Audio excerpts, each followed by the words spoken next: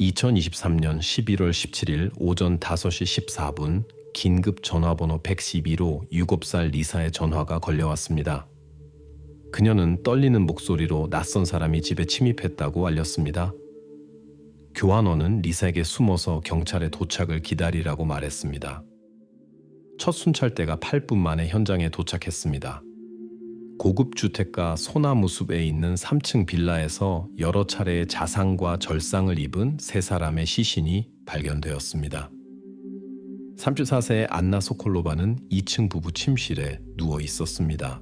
38세의 세르게이 소콜로프는 계단 옆 복도에서 발견되었습니다. 11개월 된 키릴 소콜로프는 아기 침대에 있었습니다. 유일한 생존자는 7살 리사 소콜로바였습니다. 그녀는 거실 구석에서 담요에 쌓인 채 발견되었습니다.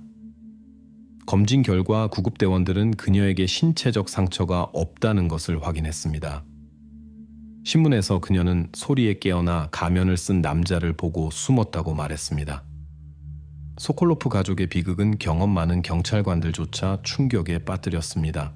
당시 수사팀이 존재하지 않는 범인을 찾고 있다는 사실을 아무도 예상하지 못했습니다. 그리고 범인은 줄곧 그들 바로 앞에 있었습니다. 소콜로프 가족은 2016년에 소나무 숲으로 이사했습니다. 세르게이는 연봉 1,500만 루블 이상의 대형 은행 재무이사직을 맡고 있었습니다. 안나는 이전에 모델로 일했으며 딸을 낳은 후 집안일을 돌보고 자선 활동에 참여했습니다. 이웃들의 증언에 따르면 그들은 모범적인 가족이었습니다. 그들은 항상 웃으며 인사했어요. 세르게이는 매일 아침 개와 산책했고 안나는 모금 행사를 조직했죠. 우리 모두 그들을 부러워했어요. 옆집에 살았던 이리나 크라프초바는 회상합니다. 리사 소콜로바는 명문 김나지움 2학년에 재학 중이었습니다. 교사들은 수학과 음악에서 그녀의 비범한 능력을 주목했습니다. 6살 때 이미 영어를 유창하게 구사했고 국제 올림피아드를 준비하고 있었습니다. 그녀는 학년에서 가장 높은 IQ를 가졌어요. 우리는 그녀에게 큰 미래를 예견했죠. 김나지움 교장 스베틀라나 모로조바는 말합니다. 누군가 그녀가 그런 일을 할 수 있다고 말했다면 저는 결코 믿지 않았을 거예요. 첫 번째 불안한 징후는 2022년 12월 키릴이 태어난 후에 나타나기 시작했습니다. 바로 그때 소콜로프 집에서 이상한 사건들이 발생하기 시작했습니다. 2023년 1월 아기는 중독과 유사한 증상으로 병원에 입원했습니다. 의사들은 정확한 원인을 밝혀낼 수 없었습니다. 2월에 안나는 분명히 닫아두었던 아기 방 창문이 열려 있는 것을 발견했습니다. 3월에는 보모가 아기 몸에서 주사 자국을 발견했습니다. 조사 결과 재봉반을 자국으로 밝혀졌습니다. 65세의 마리아 페트로바는 소콜로프 가족의 보모로 2년 동안 일했습니다. 그녀가 처음으로 경고 신호를 보냈습니다. 저는 그 소녀가 동생을 어떻게 보는지 주목했어요. 그 시선을 평생 잊지 못할 거예요. 감정이 전혀 없고 마치 사람이 아니라 물건을 보는 것 같았어요. 안나와 이야기하려고 했지만 그녀는 제 말을 듣지 않았어요. 2023년 4월, 마리아는 심각한 중독으로 병원에 입원했습니다. 독성학 검사 결과 그녀의 혈액에서 쥐약 흔적이 발견되었습니다. 퇴원 후 그녀는 소콜로프 집으로 돌아가기를 거부하고 사직서를 제출했습니다. 저는 리사가 그랬다고 확신했어요. 하지만 7살 아이가 그런 짓을 할 수 있다고 누가 믿었겠어요? 다음 6개월 동안 소콜로프 집에서는 5명의 보모가 바뀌었습니다. 아무도 한 달 이상 일하지 못했습니다. 마지막 보모는 비극이 일어나기 일주일 전에 우울한 분위기와 소녀의 이상한 행동을 이유로 그만두었습니다. 이웃들은 가족의 변화를 알아차리기 시작했습니다. 안나는 지쳐 보였고 자주 울었습니다. 세르게이는 직장에서 더 늦게까지 머물기 시작했습니다. 집에서는 점점 더 큰 다툼 소리가 들렸습니다. 한 번은 한밤중에 안나가 잠옷바람으로 집 밖으로 뛰쳐나오는 것을 봤어요. 그녀는 더 이상 견딜 수 없다며 집에서 끔찍한 일이 벌어지고 있다고 전화에 대고 소리쳤어요. 이웃 크라프초바가 말합니다. 사건 하루 전 리사의 담임 선생님은 부모님을 학교로 불렀습니다. 그녀의 공책에서 칼과 피 묻은 형상들의 그림이 발견되었습니다. 학교 심리학자는 전문가를 찾아볼 것을 권했지만 이미 너무 늦었습니다. 2023년 11월 17일 24시 40분 소콜로프 부부는 자선 행사에서 돌아왔습니다. 가정부는 아이들을 재운 후 22시 15분에 집을 나섰습니다. 감시 카메라 기록에 따르면 경찰이 도착할 때까지 아무도 집에 들어오거나 나가지 않았습니다. 수사 자료에 따르면 2023년 11월 17일 밤의 사건은 단계적으로 재구성되었습니다. 안나와 세르게이 소콜로프는 미래의 아이들 재단의 자선 행사에서 24시 40분에 집으로 돌아왔습니다. 감시 카메라는 그들이 23시 52분에 침실로 들어가는 것을 기록했습니다. 이때 아이들은 이미 잠들어 있었습니다. 0시 13분 복도 카메라 녹화에는 리사가 자기 방에서 나와 부엌으로 가는 모습이 담겨 있습니다. 그녀는 그곳에서 7분 동안 머물다가 무언가를 손에 들고 침실로 돌아옵니다.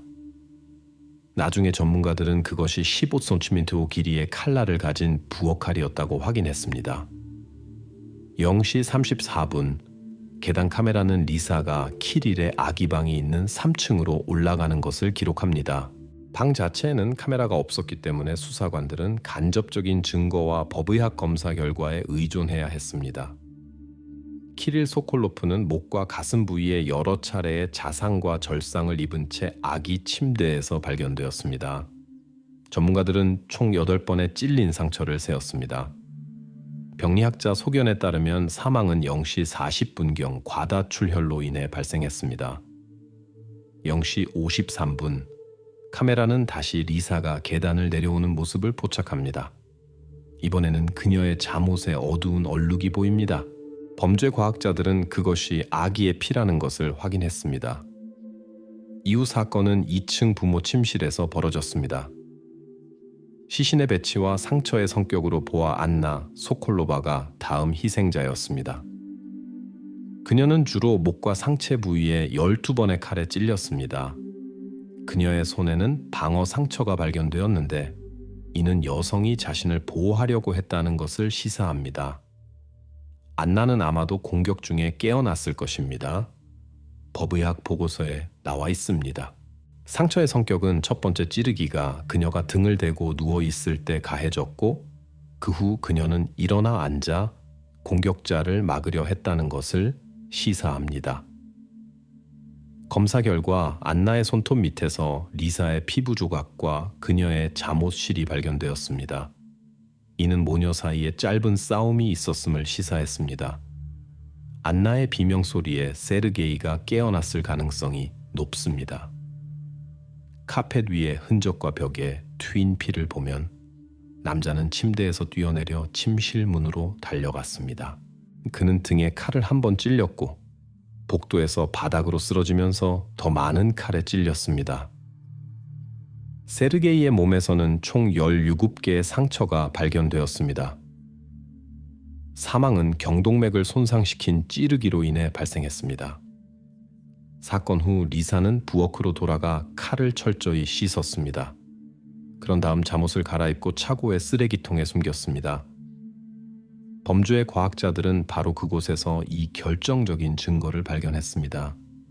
1시 42분 카메라는 리사가 자기 방으로 돌아가는 것을 기록했습니다. 그녀는 오전 5시 14분 긴급 전화를 걸기 전까지 그곳에 머물렀습니다. 현장에 처음 도착한 수사관 알렉세이 카르포프는 회상합니다. 집에 들어갔을 때 거실에서 소녀를 봤어요. 그녀는 담요에 쌓인 채 꼼짝 않고 앉아 있었죠. 나를 처음 이상하게 만든 것은 눈물이 없다는 것이었어요. 그런 상황에 처한 아이들은 보통 히스테리를 부리거든요. 신문에서 리사는 소리에 깨어나 검은 옷과 가면을 쓴 큰 남자를 보았고 옷장에 숨었다고 말했습니다. 그녀는 부모님과 동생에게 무슨 일이 일어났는지 보지 못했다고 주장했습니다. 그녀의 이야기는 충격 상태에 있는 아이치고는 너무 일관성이 있었어요. 카르포프는 지적합니다. 그녀는 마치 암기한 것처럼 변화 없이 같은 문장을 반복했어요. 그것은 증인, 특히 어린이에게는 비정상적입니다. 처음에는 경찰이 여전히 알려지지 않은 범인을 찾고 있었습니다. 범죄 전문가들은 집의 모든 창문과 문을 침입 흔적이 있는지 꼼꼼히 확인했습니다.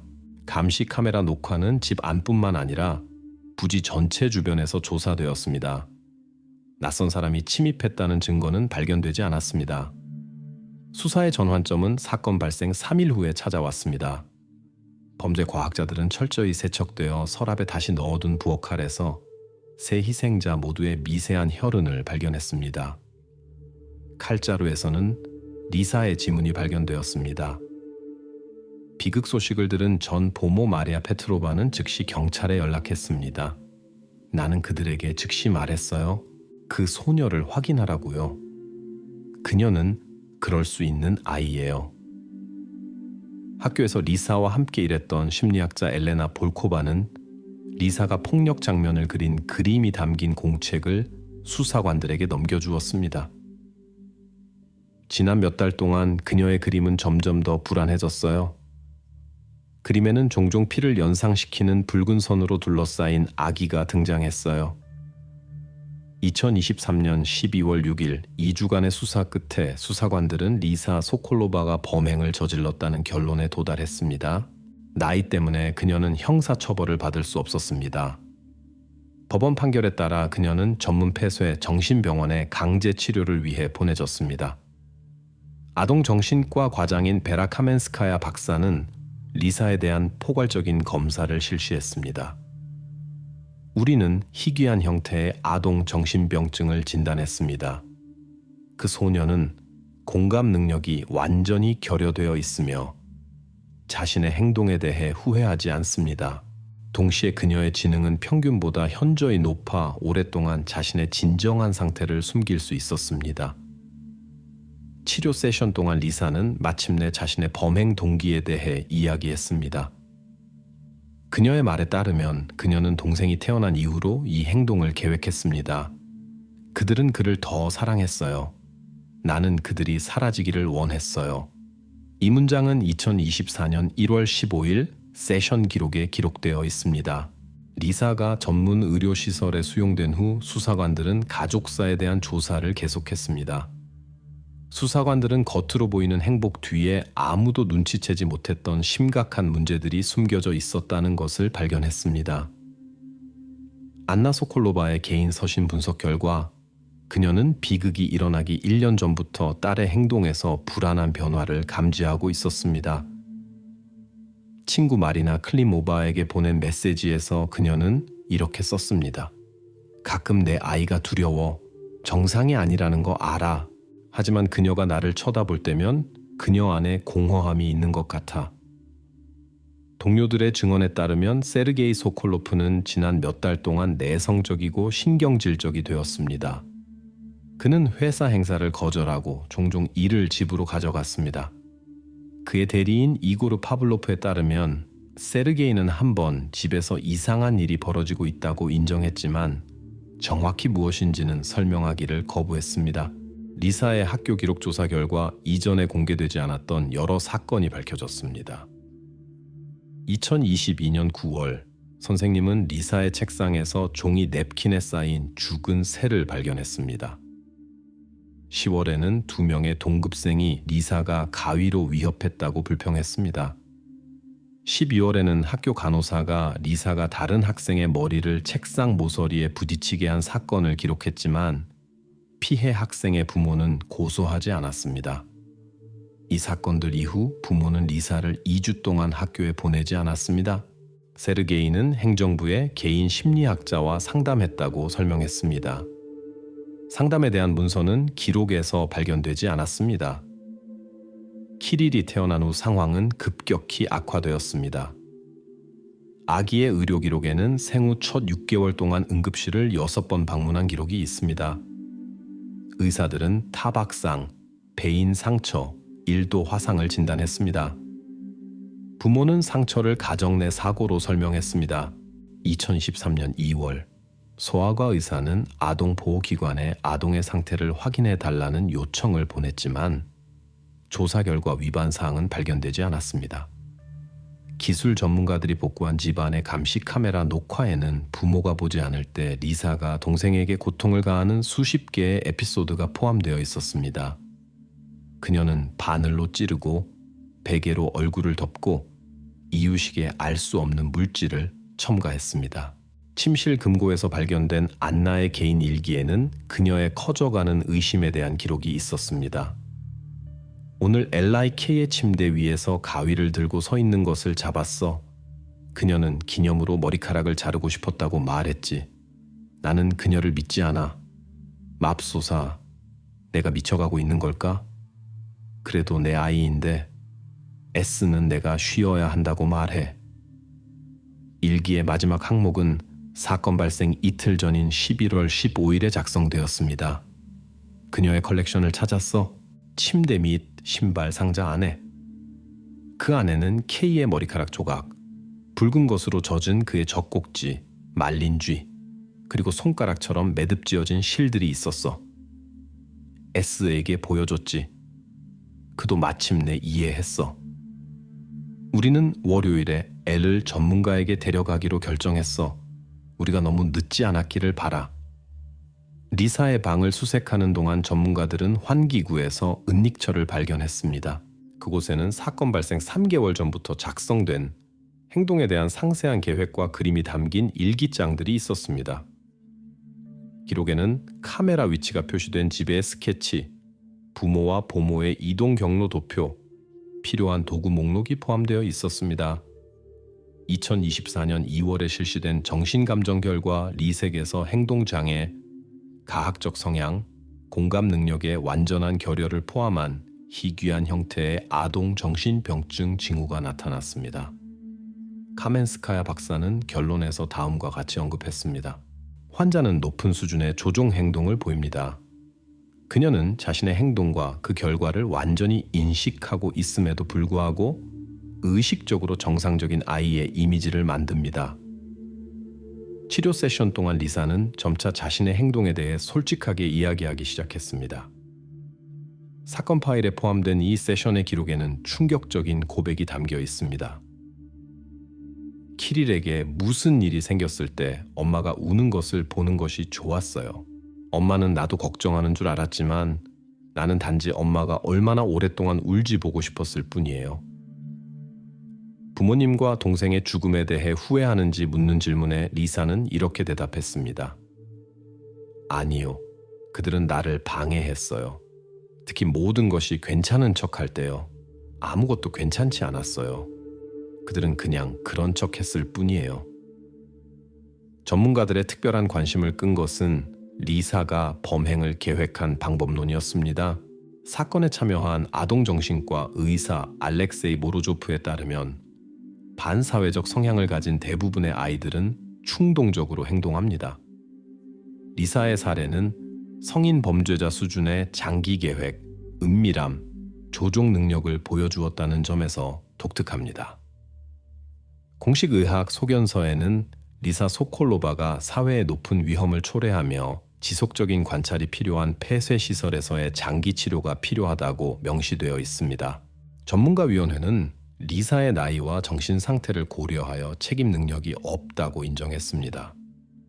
소콜로프 가족의 재산은 경매에 붙여졌고 수익금은 리사가 성인이 되고 성공적인 치료를 조건으로 접근할 수 있는 특별 계좌에 예치되었습니다. 비극이 발생한 집은 몇 달 동안 비어 있다가 지역 당국의 결정에 따라 철거되었습니다. 리사 소콜로바 사건은 전문가들 사이에서 큰 반향을 일으켰습니다. 보건부는 아동 정신병증 징후를 조기에 발견하기 위한 소아과 의사 교육 프로그램을 시작했습니다. 학교는 초등학생을 대상으로 의무적인 심리 검사를 도입했습니다.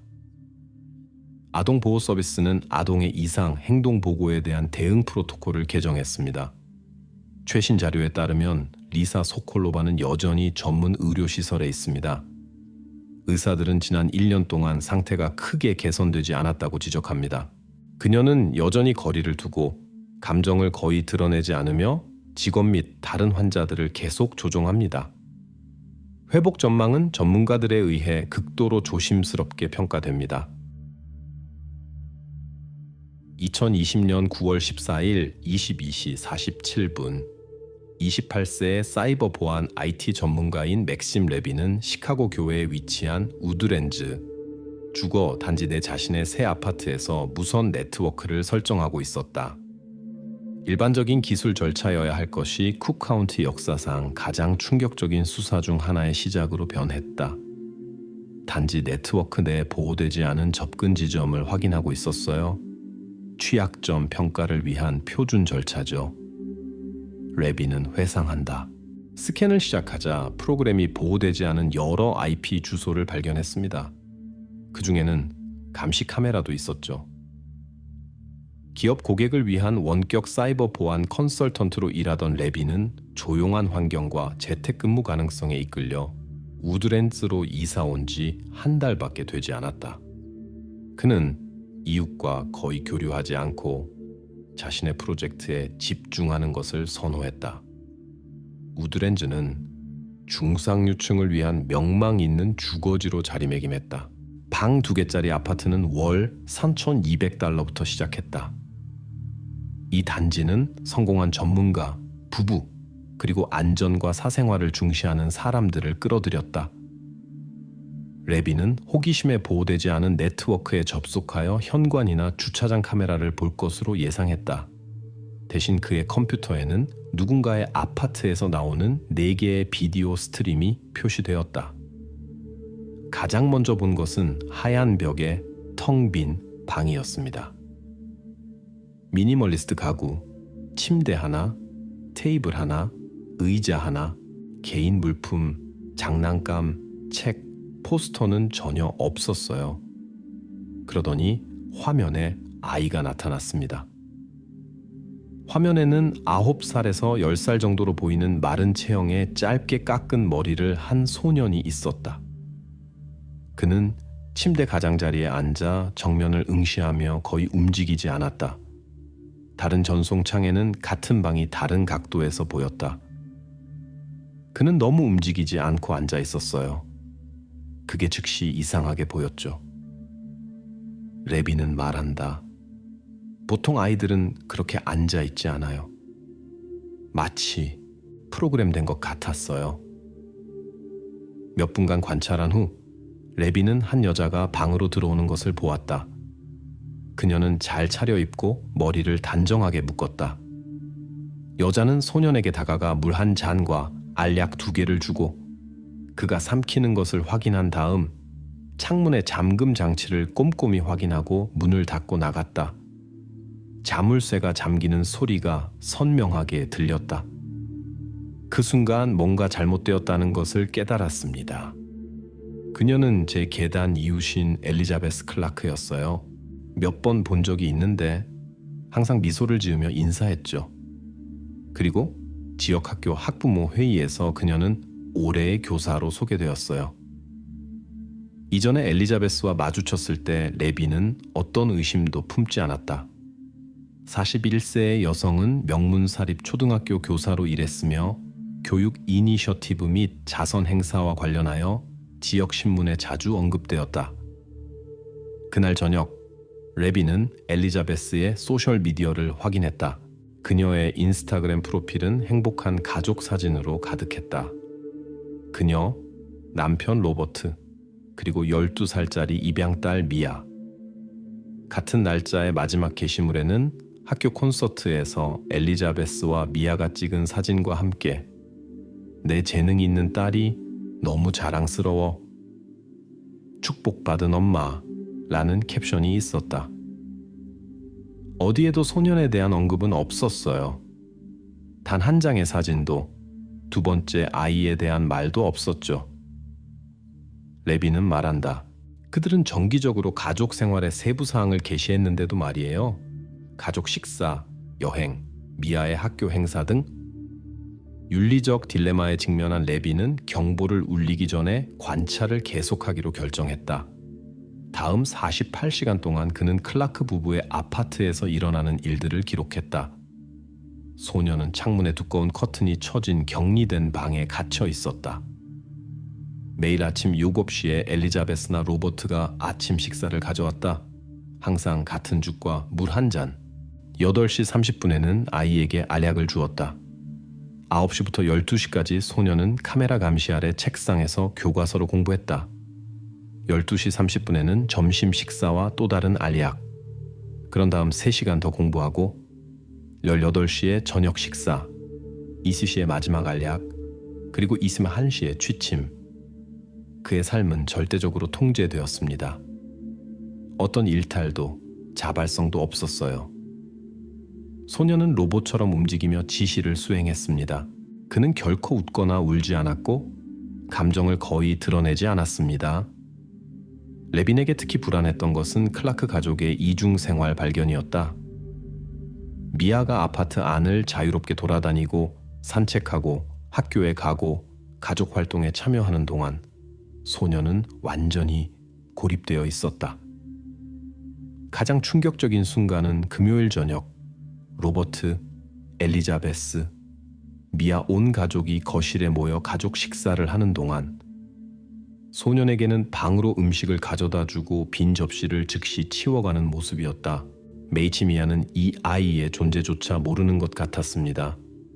그녀는 평범한 10대처럼 행동했고 웃고 잠자는 시간을 두고 부모님과 다투기도 했죠. 그리고 그녀로부터 불과 몇 미터 떨어진 벽 너머에 갇힌 소년이 있었습니다. 9월 17일, 3일간의 비디오 증거를 수집한 레비는 경찰에 연락했다. 그는 지역 경찰관 제임스 로드리게스에게 연락하여 스크린샷을 전달하고 자신의 관찰 내용을 보고했다. 완전한 불신에 부딪혔습니다. 레비는 회상한다. 로드리게스 경관은 마치 제가 미친 사람인 것처럼 저를 쳐다봤어요. 그는 대략 이런 식으로 말했습니다. 당신이 누구에 대해 말하는지 아십니까? 엘리자베스 클라크는 존경받는 교육자이고 그녀의 남편은 사회복지사입니다. 그들은 문제 아동들과 함께 일하는 것으로 유명합니다. 레빈의 신고는 접수되었지만 아무런 조치도 취해지지 않았다. 로드리게스 경관은 정보를 확인하겠다고 약속했지만 존경받는 시민에 대한 허위 고발의 결과에 대해 레빈에게 경고했다. 43세의 로버트 클라크는 쿡 카운티 사회복지사로 일하며 문제 가정 전문이었다. 그의 직업적 명성은 흠잡을 데 없었다. 15년 경력 동안 그는 지역사회에 대한 뛰어난 봉사로 여러 상을 받았다. 사회복지국 웹사이트의 공식 양력에 따르면 로버트는 취약한 아동을 보호하고 가족 가치를 강화하는 데 평생을 바쳤다. 2014년 클라크 부부는 당시 5살이었던 미아를 위탁 시스템에서 입양했다. 모범적인 입양 가족 이야기는 지역 언론에 여러 차례 소개되었다. 엘리자베스는 정기적으로 입양 부모를 위한 세미나를 열어 긍정적 양육의 경험과 방법을 공유했다. 그들의 공적인 이미지와 제가 카메라에서 본 것 사이에 바로 이 대조가 제가 행동해야 한다는 확신을 주었습니다. 레비는 말한다. 이 사람들은 단지 아이를 가두고 있는 것이 아니었어요. 그들은 끔찍한 무언가를 숨기고 있는 거짓말의 전체 시스템을 구축했습니다. 지역 경찰로부터 지원을 받지 못한 레비는 자신의 조사를 시작했다. 그는 카메라 영상을 연구하고 소년과의 모든 상호작용을 기록하고 클라크 가족의 일과를 분석했다. 결정적인 순간은 9월 20일 레빈이 관찰 중 로버트가 서류 폴더를 들고 소년의 방으로 들어가는 것을 보았을 때였다. 그는 그것을 테이블 위에 놓고 서류를 가리키며 아이에게 무언가를 말했다. 로버트가 나가자 카메라가 서류를 클로즈업으로 잡았다. 그 중에는 제이콥이라는 이름과 생년월일, 2012년 2월 17일이 적힌 의료 카드가 있었다.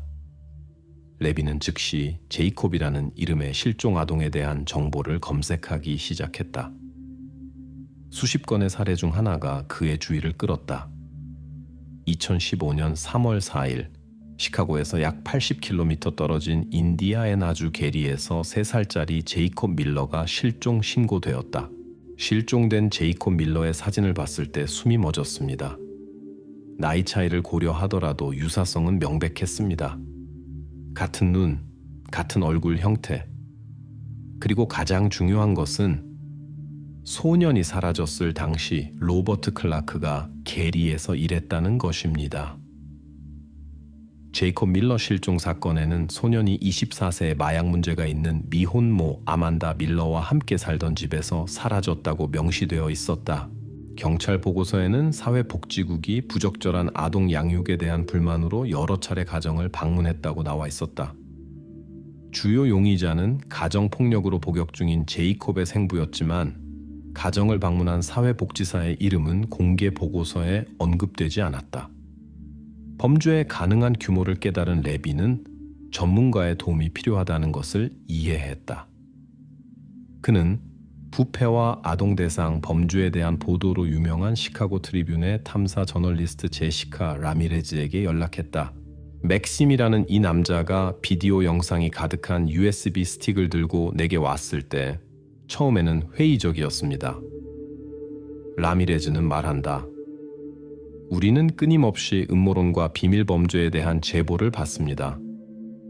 하지만 이 영상을 보고 실종된 제이콥 밀러의 사진과 비교했을 때 우리는 뭔가 특별한 것을 다루고 있다는 것을 깨달았습니다. 2021년 9월 23일 레빈과 라미레즈는 시카고 경찰청 청소년과 소속 마이클 카터 수사관과 만났다.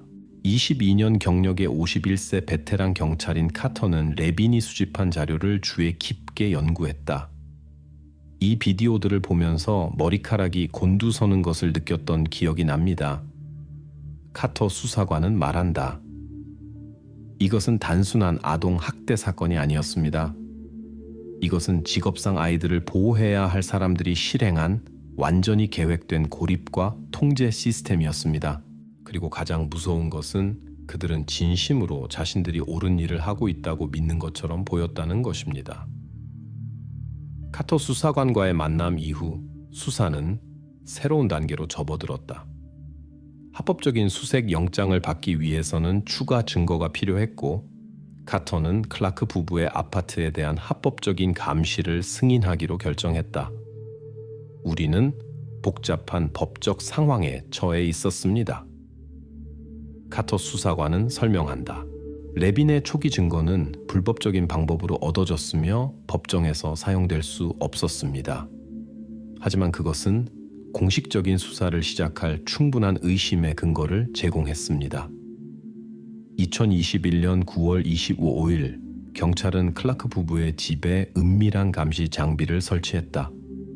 동시에 카터 수사관은 부부의 직업 활동에 대한 철저한 검토를 시작했다.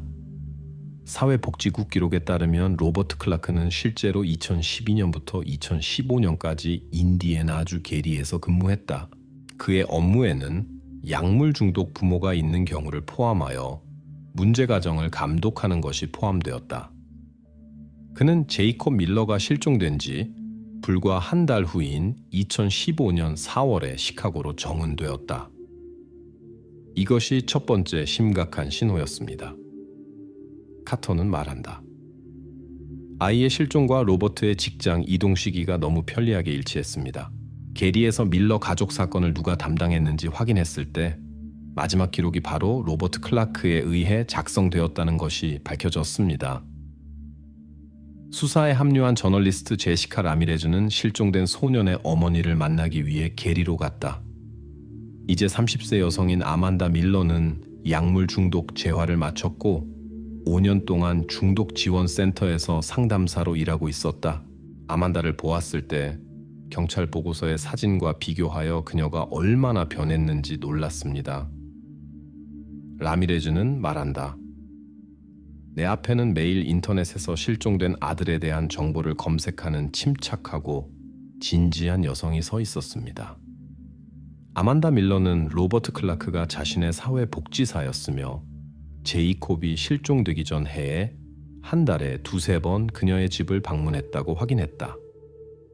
그는 항상 엄격했지만 그냥 자기 일을 한다고 생각했어요. 아만다 밀러의 증언이다. 그는 제가 제이콥을 어떻게 다루는지에 대해 끊임없이 메모하고 제가 준 음식부터 그가 가진 장난감까지 모든 것을 비판했어요. 그는 저의 불안정성이 아들의 발달에 해를 끼칠 것이라고 말했습니다. 특히 중요한 것은 로버트의 마지막 방문에 대한 아만다의 기억이었다. 제이콥이 사라지기 2주 전에 그는 아동 발달 전문가라고 소개한 여자와 함께 왔어요. 그들은 제이콥에게 몇 가지 테스트를 하고 나서 오랫동안 서로 이야기했어요. 저는 그 여자가 그의 잠재력은 놀랍지만 여기서는 결코 실현되지 않을 것이라고 말하는 것을 들었어요. 이제 저는 그것이 아마도 엘리자베스 클라크였다는 것을 이해합니다.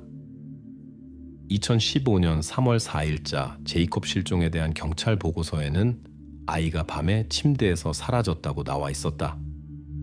아만다는 잠자리에 들기 전에 닫았다고 주장했지만 아이 방 창문은 열려 있었다. 가장 먼저 도착한 순찰 경찰관은 아침에 아만다의 비명을 들은 이웃의 신고를 받고 출동했다. 담당 사회복지사인 로버트 클라크는 사건에 대해 통보받고 경찰이 현장에 도착한 지 45분 후에 도착했다.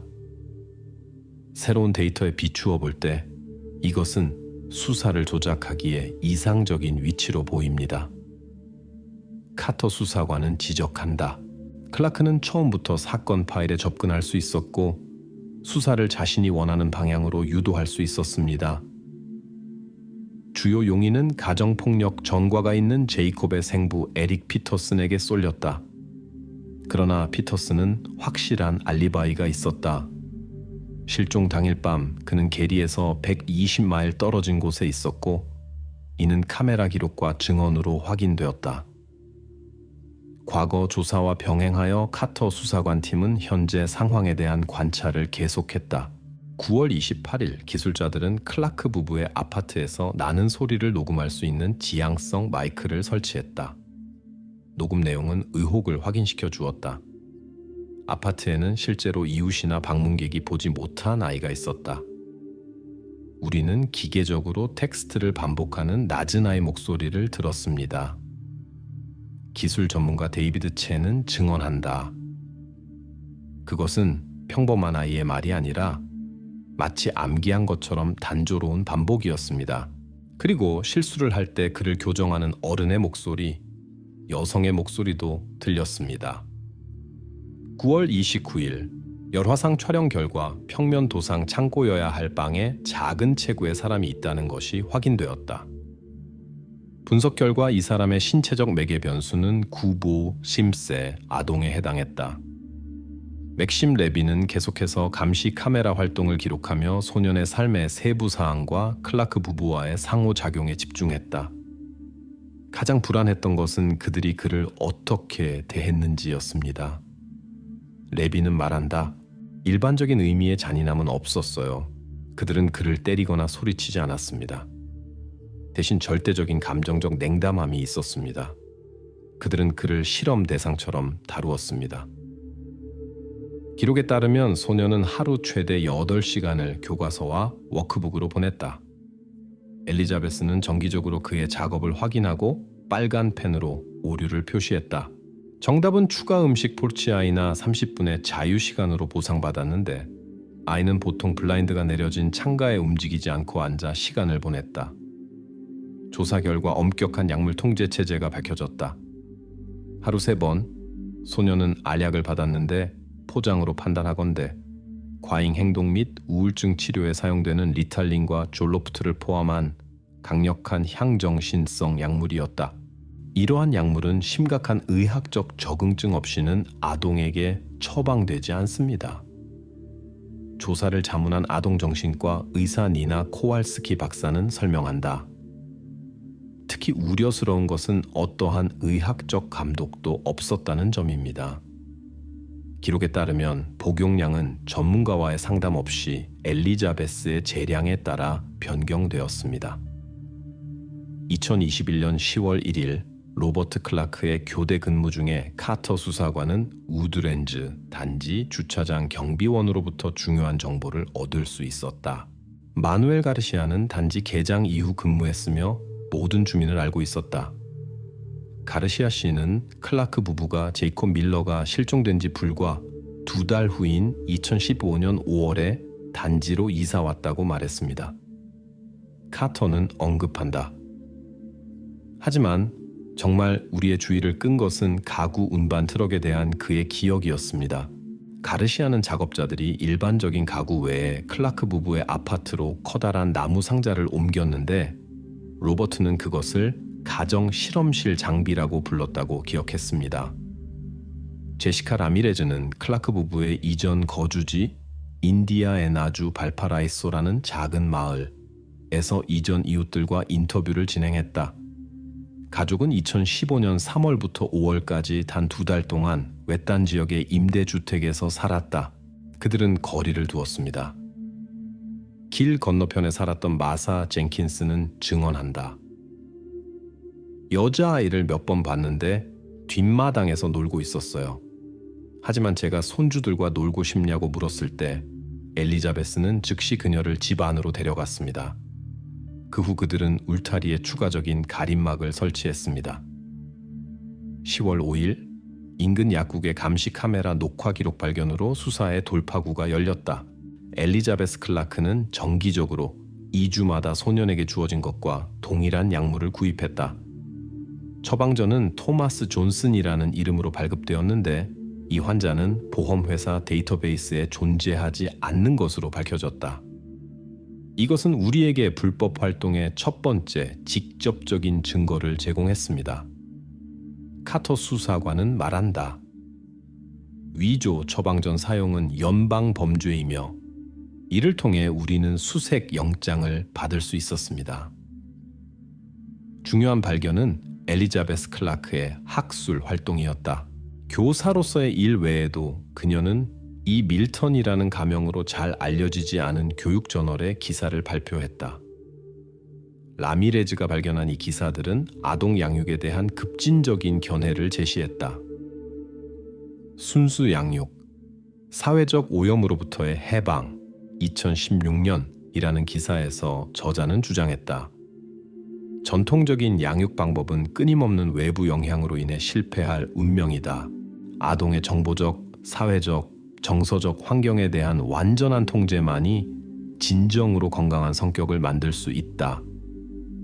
또 다른 출판물인 교육과정의 양리학적 지원 2018년은 학습 최적화 및 파괴적인 정서적 반응 제거를 위해 향정신성 약물 사용을 공개적으로 옹호했다. 이 출판물들은 엘리자베스의 진정한 이데올로기를 드러냈습니다. 라미레즈는 지적한다. 그녀는 고립과 약물 통제를 진보적인 양육 방법으로 제시함으로써 자신의 행동을 정당화하는 이론적 근거를 만들었습니다.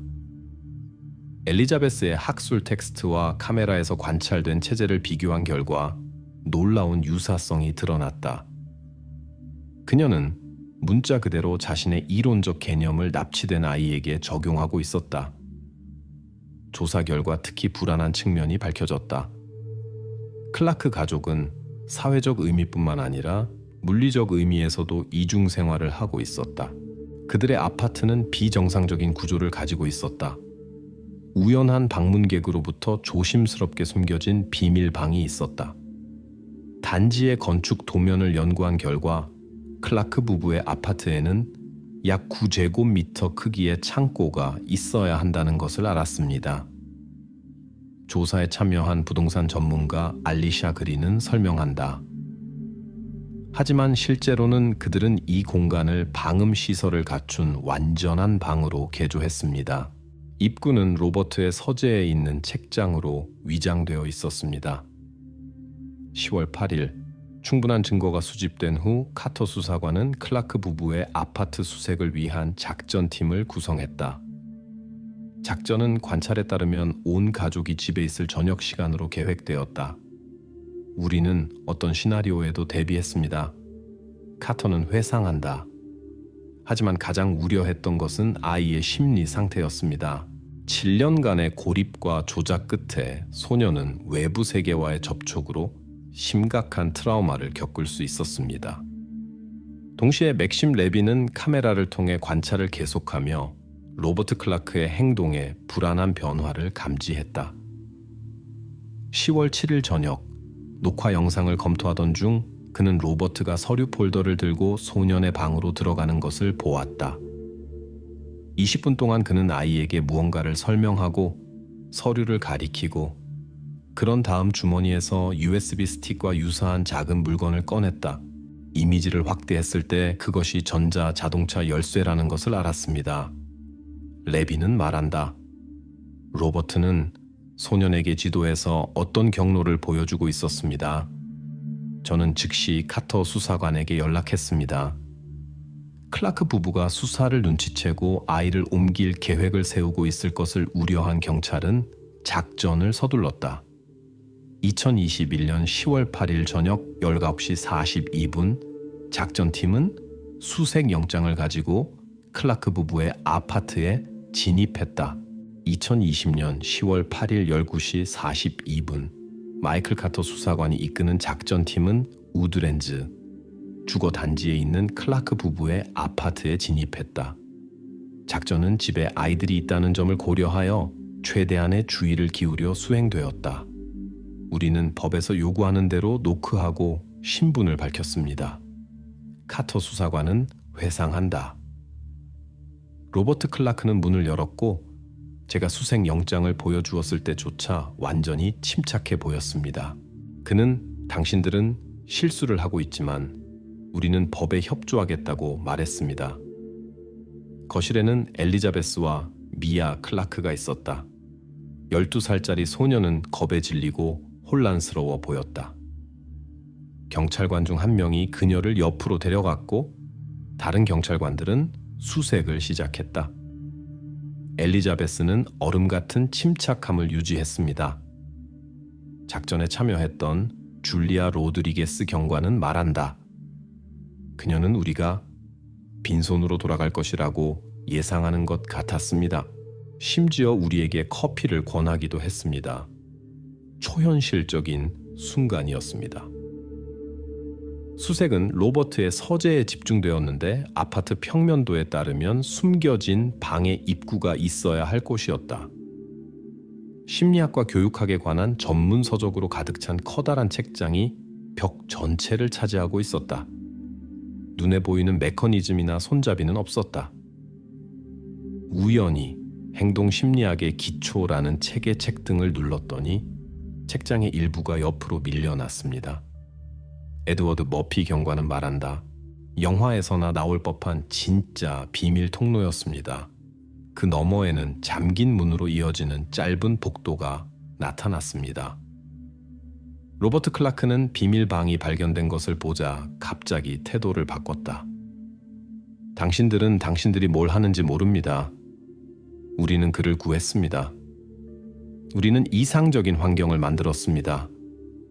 이 말은 머피 경관의 보고서에 기록되어 있다.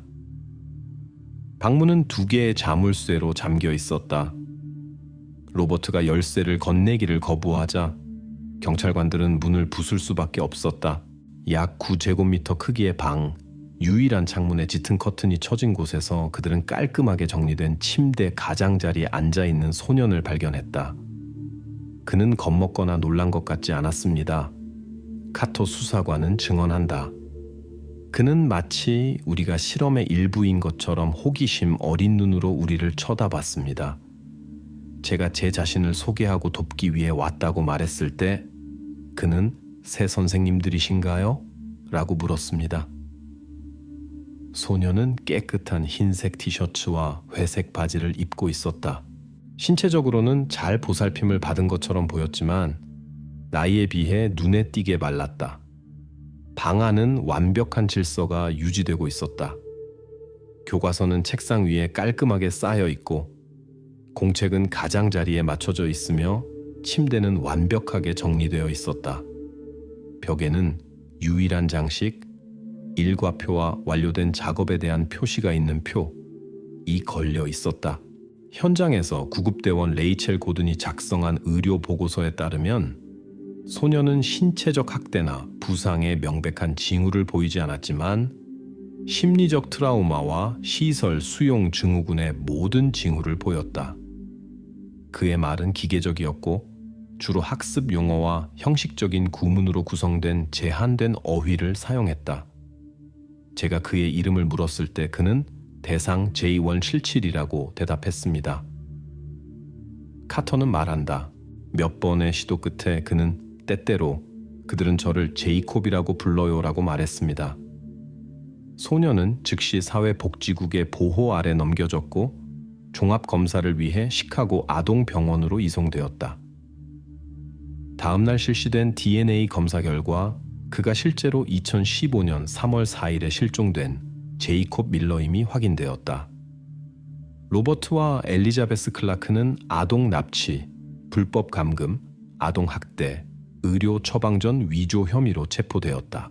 아파트 수색 과정에서 그들의 행동의 체계적인 성격을 확인하는 방대한 문서가 발견되었다. 클라크 부부의 침실 금고에서 우리는 엘리자베스가 제이콥을 납치한 이후로 기록해온 수십 권의 노트를 발견했습니다. 카터 수사관은 말한다. 그녀는 모든 것을 기록했습니다. 약물에 대한 그의 반응, 학습 진도, 정서적 및 행동적 변화. 이것은 어린이에 대한 실험에 관한 실제 과학 저널이었습니다. 2015년 3월 날짜의 기록은 로버트와 엘리자베스가 게리에 있는 그의 어머니 집에서 제이콥을 납치했음을 확인시켜 주었다. 계획은 사전에 개발되었으며 로버트의 밀러 가족에 대한 직업적 접근에 기반했다. 오늘 우리는 부적합한 환경에서 JR을 구출했다. 엘리자베스는 2015년 3월 4일에 썼다. 모든 것이 계획대로 진행되었다. R이 접근을 확보했고 진정제가 빠르게 작용했다. 이송은 문제없이 진행되었다. 우리는 정화 프로그램의 1단계를 시작한다. 수사관들에게 특히 충격적이었던 것은 클라크 부부의 더 광범위한 계획을 시사하는 추가 자료의 발견이었다. 그들의 컴퓨터에서 로버트가 함께 일했던 문제 가정에 다른 3명의 아동에 대한 서류가 발견되었다. 각각에 대해 상세한 심리 프로필과 구조 계획이 작성되어 있었다. 그들은 자신들을 범죄자라고 생각하지 않았습니다. 용의자를 조사한 정신과 의사 로렌스 프리드먼 박사는 설명한다. 그들의 왜곡된 인식 속에서 그들은 재능 있는 아이를 분리한 환경에서 구출하고 있었습니다. 그들은 이것을 선택적 입양과 교육 프로젝트라고 불렀습니다. 신문 중 로버트의 증언에 따르면 제이콥을 구출하려는 아이디어는 엘리자베스가 그에게 비공식 테스트를 실시하고 그를 잠재적으로 영재인 아동으로 분류한 후에 생겨났다. 엘리자베스의 기록에는 구조화되지 않은 환경에서 낭비되고 있는 소년의 뛰어난 인지 잠재력이 반복적으로 언급된다. 그들의 동기는 사이비 과학적 야망과 왜곡된 이타주의를 결합했습니다. 프리드먼 박사는 설명한다. 엘리자베스는 실제로 자신이 부정적인 사회적 영향으로부터 아이를 정화할 수 있는 획기적인 양육 방법을 개발하고 있다고 믿었습니다. 반면에 로버트는 자신이 실망한 시스템에서 아이들을 구출하려는 아이디어에 더 이끌렸습니다. 제이콥의 의학적 검사 결과 장기간의 고립과 약물 통제의 결과가 밝혀졌다. 신체적 손상에도 불구하고 소년의 심리 상태는 심각했다. 제이콥은 시설 증후군과 선택적 함구증을 포함한 복합 외상 후 스트레스 장애 진단을 받았습니다. 재활 과정을 이끈 아동정신과 의사 아니타 샤르마 박사는 보고한다. 수년간의 고립은 사회적 상호작용과 정서적 조절에 심각한 장애를 초래했습니다. 그럼에도 불구하고 인지 기능은 놀라울 정도로 높은 수준으로 유지되었습니다. 제이콥의 학문적 지식은 일부 영역에서 연령 규범을 초과합니다. 조사의 별도 측면은 클라크 부부의 입양 딸인 12살 미아의 역할이었다. 신문과 심리평가는 소녀가 실제로 제이콥의 존재에 대해 아무것도 몰랐다는 것을 보여주었다. 미아는 결코 아버지의 서재에 동반 없이 들어가는 것이 허용되지 않았습니다. 부모가 체포된 후 소녀와 함께 일한 아동 심리학자 제니퍼 오스본은 설명한다. 클라크 부부는 그녀를 위해 제이콥의 엄격한 고립과는 대조적으로 완전히 분리된 자유롭고 개방된 세계를 보호했습니다. 미아는 그들의 쇼윈도 인형, 부모로서의 성공 증거였습니다. 신문에서 미아는 때때로 아버지의 서재에서 이상한 소리를 들었지만 그녀가 물었을 때 엘리자베스는 그것이 연구를 위한 음성 녹음이라고 설명했다고 말했다. 부모는 그녀에게 아버지가 작업 세션 중일 때 절대로 방해하지 말고 초대 없이 그의 서재에 들어가지 말라고 강력하게 촉구했다. 제이콥의 생모인 아만다 밀러는 2021년 10월 9일에 아들이 발견되었다는 소식을 받았다. 7년간의 수색과 불확실성 끝에 그녀의 반응은 감정적으로 복잡했다. 저는 항상 그가 살아있다는 것을 알았습니다. 아만다는 아들이 발견된 후 첫 인터뷰에서 말한다. 하지만 저는 그가 어떤 일을 겪어야 했는지 상상할 수 없었습니다. 가장 힘든 것은 우리 가족을 도와야 할 사람이 자신의 지위를 이용하여 가족을 파괴했다는 것을 깨닫는 것입니다.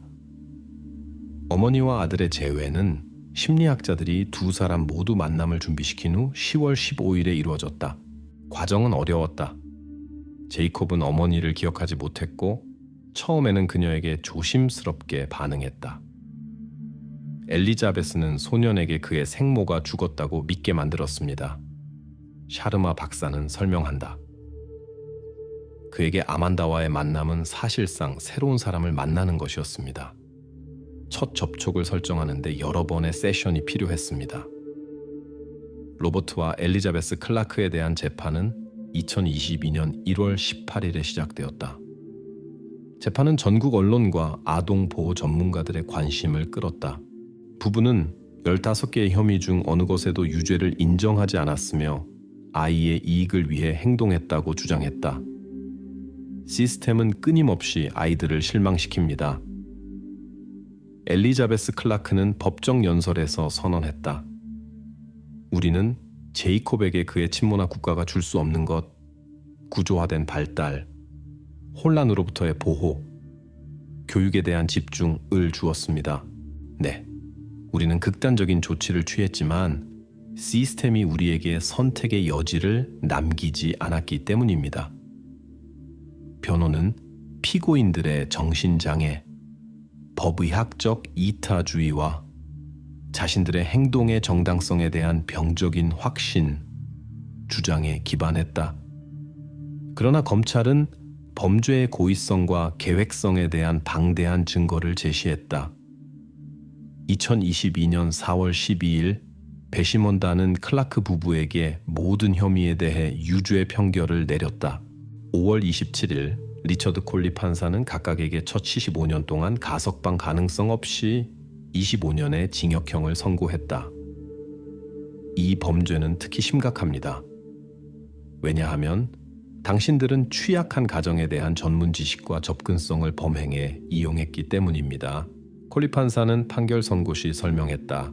당신들은 단지 한 아이에게서 7년간의 정상적인 삶을 빼앗았을 뿐만 아니라 아이들을 보호해야 할 구조물의 가면 아래에서 그렇게 했습니다.